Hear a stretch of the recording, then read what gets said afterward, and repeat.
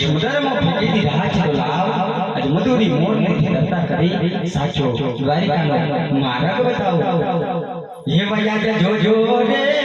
લાડીલા હિમતો મારી દત્તા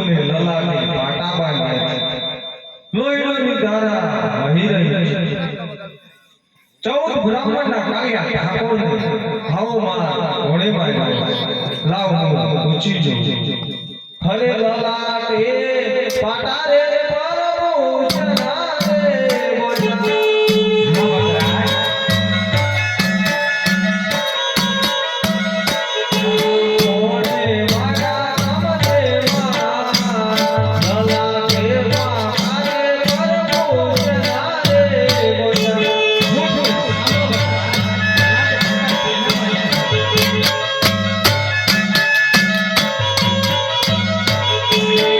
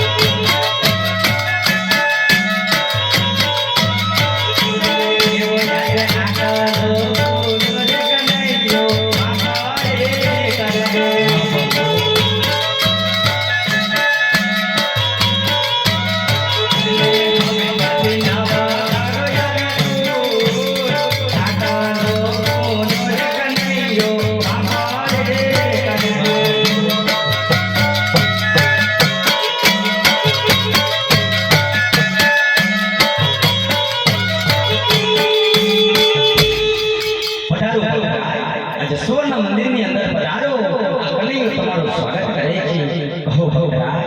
પોકળગઢ જેવી ઢીલી રાહ છોડી આનું કારણ જણાવો ભક્તરાજ હરે ભગવાન જાણો છો સતા શા માટે મારી પરીક્ષા કરો છો ત્રિલોકનો નાથ કાળી હરિ બધું જ જાણું છું અને આજ હું તમારા મુખે સાંભળવા માંગુ છું માટે કહો ભક્તરાજ તો સાંભળો તો અહીંયા હું સ્વાર્થ અને પરમાનંદ માટે આવ્યો છું પ્રભુ અરે ભક્તરાજ શું તમારું સ્વાર્થ છે શું તમારું પરમાનંદ છે આમાં મને કઈ સમજણ નથી પડતી માટે તમે મને વિસ્તારથી જણાવો ભક્તરાજ સ્વાર્થ મારો એ છે કે મારે દીકરો નથી એટલા માટે હું અહીંયા આવ્યો છું હા ભક્તરાજ અમર ડાળીનું પુષ્પ આપે છે ભક્તરાજ અમર ડાળીના પુષ્પ આપું છું બંને જણ સાથે મળી નવ માસ સેવા કરજો 9 માસ પૂરા થાય ને તો પુષ્પને પારણિયામાં ધરાવજો મારાથી મોટા હળદાઈ મારો દેવ તમારે ઘરે અવતાર ધારણ કરશે અને તમારો ભાગ્યા મેળો કરશે ભક્તરાજ અરે ભક્તરાજ મન અને મુખ દાસ કરી અને આમ કનૈયા સામે ઊભા છો અને અવળા ફરી વારે વારે કારણ ભક્તરાજ હરે ભગવાન હું અહીંયા સ્વાર્થ દીકરા માટે નહોતો આવ્યો મને મારી પોકળગઢની પરચા કહે છે કે રાજા સ્વાર્થી હતો તો એક દીકરાનું વચન લઈને આવ્યો પણ પેરમલમનો રાક્ષસ માણસોને હેરાન કરે છે એટલે પુત્ર જોઈએ તો તમારા જેવો નહીં તો પણ પુત્ર અરે ભક્તરાજ ચૌદ પ્રમાણે મારા જેવો દીકરો હું તમને ક્યાંથી આપું અરે ભગવાન એક દીકરે રૂપિયાવાળો ના કહેવાય એક દીકરે દીકરાવાળો ના કહેવાય જ્યારે હું સમુદ્રમાં ડૂબતો ને ત્યારે મને ડૂબવા દેવો હતો સમુદ્ર કોઈ ખાબોચિયું ન હોતું તો હું કૂદીને બહાર આવી જાઉં હરે ભક્તરાજ આ શું બોલો છો હું ભાન તો છે ને તમને અરે ભગવાન મને રાજી ખુશીથી રજા આપો પોકળગઢ જવાની રજામાં પૂછો બોલો કનૈયા સામે ઊભા છો દ્વારકાના દ્વાર સુધી આયા છો કાનો નિરાશના સ્વાદે વધે માટે ભક્તરાજ તમારી ભક્તિ જોઈ તમારું તપ જોઈ નો પસંદ થઈ આજે અમલ ડાળીનું બીજું પુષ્પ આપે છે ભક્તરાજ હા ભગવાન લો ભક્તરાજ અમલ ડાળીનું બીજું પુષ્પ આપું છું બંને જણ 9 માસ સેવા કરજો પુષ્પને પારણિયામાં પધરાવજો દ્વારકાનો ઠાકોર કાળીઓ ઠાકોર પોતે તમારે ઘરે અવતાર ધારણ કરી અને ભૂમિનો ભાર ઉતારીશ ભક્તરાજ હા પ્રભુ કહો ભક્તરાજ દ્વારકાના દ્વાર સુધી આયા છો કનૈયા સામે ઊભા છો મનમાં કઈ સંકોચ હોય તો કહો હરે ભગવાન તમે ના થયા દેવકીના ના થયા જશોદાના ના થયા નંદ બાબાના ના થયા વાસુદેવના તો મને શું ખાતરી કે તમે મારા થશો માટે મને જમણા હાથનું વચન આપો પ્રભુ અરે ભક્તરાજ કનૈયા સામે ઊભા છો ને કહો છો કે ના થયા દેવકીના ના થયા જશોદાના ના વાસુદેવના કે ના નંદ બાબાના તો મારા શું સચો ભક્તરાજ કનૈયા પર વિશ્વાસ નથી તો આ કનૈયો પૂર્ણ મંદિરની અંદર તમને હાથો હાથ વચન આપે છે હે ભૈયા પિતા દેતા દેને પુત્રા અમે